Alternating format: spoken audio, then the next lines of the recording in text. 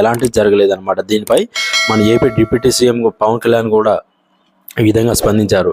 ముమ్మాటికి అల్లు అర్జున్దే తప్పు మొత్తం కూడా అని చెప్పేసి అల్లు అర్జున్ గారు అన్నారు.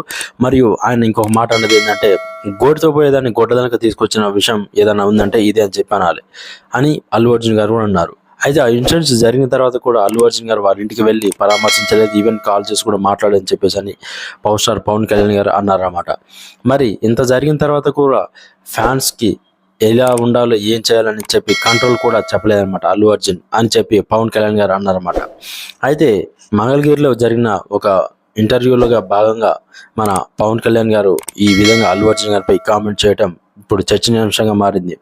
ఇది మొత్తానికి ఫైనల్గా గోటితో పోయేదాన్ని గొడ్లదనంగా తీసుకొచ్చినట్టు ఉందని చెప్పేసి అన్నారు. మరి ఆ తర్వాత తెలంగాణ సీఎం రేవంత్ రెడ్డి గారు కూడా చాలా సపోర్ట్ చేశారు. అది కూడా టికెట్ రేట్ పెంచడానికి మరియు సినిమా కలెక్షన్స్ సాధించడానికి ఎన్నో పర్మిషన్లు ఇచ్చారు. ఆ పర్మిషన్